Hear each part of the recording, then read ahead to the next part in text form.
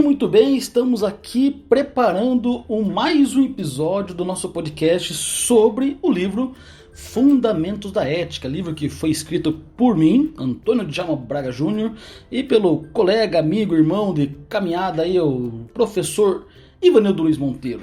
Esse livro tem como principal objetivo fazer um panorama geral, fazer uma explicação geral e genérica de toda a história da filosofia, do pensamento ocidental, mas focando especificamente nas reflexões éticas que os grandes autores prepararam. E nesse episódio vamos falar especificamente da ética medieval. Vocês estão preparados? Vamos lá então? Vamos lá? Muito bem. Então, o que nós precisamos saber especificamente sobre a ética medieval? A primeira ideia é mais ou menos uma espécie de um contexto. Eu vou ajudar vocês contextualizando. A gente faz isso no livro Fundamentos da Ética, mas vou explicar aqui rapidamente o que é mais importante para que a gente possa preparar o terreno e depois, enfim, falarmos da ética propriamente dita. E vamos dividir então essa primeira parte de contexto e uma segunda parte onde nós vamos destacar duas reflexões éticas fundamentais e essenciais desse período. Duas reflexões de dois autores medievais. Especificamente, o autor chamado Agostinho de Hipona e o outro chamado Tomás de Aquino. Vocês estão preparados? Então vamos lá. O contexto histórico da ética medieval passa necessariamente pelo surgimento da ética, ou melhor, da filosofia medieval ou da história, do período chamado, entendido como Era Medieval. Preciso entender que ela surge a partir da formação de uma série de choque cultural, de choque de culturas, entre os romanos, que tinham criado toda uma estrutura social, cultural, econômica, política, durante o período de expansão do Império Romano, e há um choque de cultura com as chamadas invasões bárbaras. Vários povos do leste europeu invadem os territórios, até então dominados por Roma, e você começa então um choque de culturas e uma mistura. Os bárbaros tinham uma característica fundamental: eles matavam todo mundo, queimavam todo mundo, mas a cristandade resistia. A cristandade, os padres resistiam, e foi exatamente a partir desse confronto de culturas entre romanos, cristãos e ao mesmo tempo os bárbaros, os hunos, godos, visigodos, que nós vamos ter a base da formação da sociedade medieval lá na Europa. Claro, tem também o período lá a partir do século VI com os muçulmanos, a criação do Islã, e aí você vai ter também uma série de conflitos que perdurará durante toda a Idade Média. No entanto, a partir desse contexto histórico, nós vamos subdividir a história medieval em dois grandes e principais momentos. O primeiro, chamado patrística, porque vai ser exatamente o momento no qual se destacarão os padres da fé cristã, ou os pais da fé cristã, daí a palavra patri, de patres, de padres e ao mesmo tempo de pais, e eles vão ajudar a formar os dogmas da fé cristã por intermédio dos seus escritos e teorias e assim por diante. E esse é o período que corresponde à chamada Alta Idade Média, ou seja, o surgimento da Idade Média e o crescimento de um novo sistema econômico, um novo modo de produção chamado feudalismo. Então há uma reunião nos feudos e há uma ascensão desse modo de produção, desse modo de se organizar em sociedade, das quais surgirão teorias, fundamentos, inclusive teorias no campo da ética, que vai ser conhecida como patrística, no período do início ou do auge da Idade Média. Mas nós temos o declínio dessa Idade Média. E nesse declínio, na verdade, a partir do século XI e XII, vamos chamar de Baixa Idade Média, onde nós teremos o surgimento das grandes escolas, das grandes universidades. E por conta desse nome escolas, o período que vai ser da Baixa Idade Média será conhecido como escolástica. Então, dois momentos, patrística e escolástica. Durante a filosofia e o conhecimento e a produção teórica, durante o período da patrística, nós vamos ter algumas ideias que vão ajudar a gente a entender aquilo que nós podemos chamar de ética medieval. A primeira ideia é a seguinte: durante o período da patrística, nós vamos perceber que os autores, filósofos, pensadores, teólogos e defensores de ideais éticos vão se pautar na crença da cristandade como o primeiro passo para conhecer como a gente deve agir. Daí que vocês vão conhecer aquele jargão famoso que durante esse período é preciso primeiro crer no Evangelho, crer naquilo que a igreja cristã está dizendo, crer em Deus, nessa Santíssima Trindade, para depois entender o que eu devo fazer, entender como a sociedade deve se portar, entender como a gente vai viver nessa cidade, nessa sociedade. Perfeito? Então, é preciso crer para entender.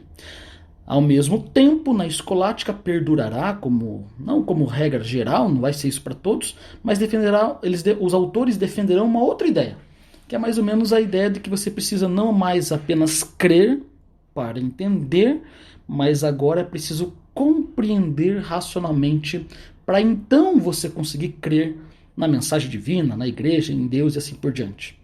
Ou seja, esses dois jargões, essas duas perspectivas teóricas também serão utilizadas na forma de pensar a ética na Idade Média. Beleza? Ora, isso aqui é um rápido contexto e isso dá a vocês um pano de fundo e mais uma provocação para que vocês leiam o livro Fundamentos da Ética. Lá você encontrará muitos outros detalhes e, ao mesmo tempo, indicações de textos e de referências que são fundamentais para entender essa perspectiva da ética medieval. Uma vez que a gente tenha entendido esse contexto, ou pelo menos dado algumas pistas desse contexto, patrística, escolástica, crer para entender, compreender para crer, entendendo essa preocupação durante a formação do período medieval, agora nós podemos passar para os dois autores que são os autores centrais desse período. Professor, quais são os dois autores centrais? E eu já falei, Agostinho de Hipona, um dos principais representantes da patrística, e o Tomás de Aquino, um dos principais representantes do período da escolástica. Vocês estão preparados para ouvir então esses dois autores? Esses efeitos são piores do que eu imaginava, mas eles nos ajudam a dar essa quebrada no momento. E vamos ao que interessa. Agostinho de Hipona. Quando que esse cara surge, professor? Olha, Agostinho de Hipona, também conhecido como Aurelius Augustinus Hiponensis, ou mundialmente conhecido durante o período da cristandade como Santo Agostinho, ele nasce lá em 354 e morre aos 75 anos de idade, quase 75, mas ao ano de 430. Ele assiste a esse contexto, assiste algumas das invasões bárbaras, pelo menos está acontecendo na Europa isso, e ele vai ser sagrado bispo da cidade de Hipona, uma cidade lá na província romana, no norte da África. Ele é, como disse, um dos principais representantes do período da patrística, mas é conhecido tanto pelo seu pensamento, da filosofia, mas também pelas suas reflexões éticas. E algumas de suas obras, ele escreve muitas obras, mas algumas de suas obras que são consideradas fundamentais para entender o pensamento de Agostinho de Hipona é a obra De Civite Dei, A Cidade de Deus, e a obra Confissões. Vamos ao que interessa e é passar diretamente para a reflexão ética que nós fazemos. Ora, durante o período da patrística, só peraí, vou tomar um cafezinho. Durante o período da patrística, haverá um resgate dos teóricos, pensadores, dos pais da fé cristã. Haverá um resgate, eles resgatarão algumas ideias que era própria do pensamento platônico. Então Platão, se vocês lembrarem lá, e vocês devem ter visto isso nos capítulos anteriores do nosso livro, você vai lembrar que o Platão tinha lá o seu famoso mito da caverna, e desse mito da caverna havia a ideia dualista de que havia dois mundos, um mundo ideal, o mundo das ideias, e o mundo material. O mundo que nessa alegoria da caverna ficará conhecido como mundo da caverna. Parece meio óbvio, mas é exatamente isso. O mundo das ideias é um mundo perfeito, ideal, onde estão as verdades, a justiça, a bondade. Já o mundo da caverna é um mundo imperfeito, é um mundo da multiplicidade, da relatividade, onde não existe uma única verdade, mas várias verdades. Enfim, é um mundo de aparência, é um mundo captado pelos sentidos. É um mundo onde as verdades não podem ser captadas pelo intelecto, mas apenas pela sensibilidade. Isso nos dá algumas indicações, e vocês vão entender que a proposta do Platão é dizer o seguinte: eu ajo bem quando a minha ação, do ponto de vista ético, eu ajo bem do ponto de vista ético quando a minha ação se deixa conduzir pelo meu lado racional. Por que pelo lado racional? Porque a razão é aquela que está mais próxima da verdade, da justiça, da bondade. Então é a nossa alma racional, nossa capacidade racional, que deve governar as nossas ações no mundo material. Isso nos dá uma indicação com Agostinho de que existe uma cidade de Deus e uma cidade dos homens. Existe uma Tivit Dei, uma cidade dos deuses. E nesse livro ele vai explicar que é preciso deixar que a cidade de Deus, porque ela é perfeita, porque ela é imutável, ela é eterna, ela é o local onde as verdades, a justiça e a bondade estão alocadas, é preciso que essa cidade governe a cidade dos homens. Governe o nosso mundo da caverna. Governe o nosso jeito de viver aqui na Terra. É preciso que o céu governe a Terra. Ora, e essa indicação nos dá uma brilhante ideia de como nós podemos pensar a ética agostiniana. A ética agostiniana é aquela onde no qual uma ação busca sempre como fim último a cidade de Deus. Busca como fim último a ideia de Deus, ou como Deus quer mostrar para nós o que deve ser feito. E claro, aí temos a noção dos 10 mandamentos, a noção do que é pecado, a noção de liberdade, que são conceitos importantes para entender a ética agostiniana. E acho que uma frase que resume muito bem isso é a frase do Agostinho que diz: Fectistinus a te domine, et inquietes cor nostrum donec requiescere in te. Professor, o que você está falando? Estou falando latim. Uma frase famosa do Agostinho que diz exatamente isso. Fizeste-nos para ti, Senhor, e inquieto estará o nosso coração enquanto não repousar em ti. O que é agir bem para Agostinho? É agir sempre com vistas a buscar o que Deus quer para nós. Nosso coração estará inquieto enquanto não repousar no próprio Deus, no próprio Senhor, nesse Deus cristão, obviamente. É por isso que é preciso primeiro partir de uma crença nesse Deus, entender o que Ele quer, para depois agir bem, para depois compreender como eu devo agir. E essa frase é legal porque ela resume exatamente isso.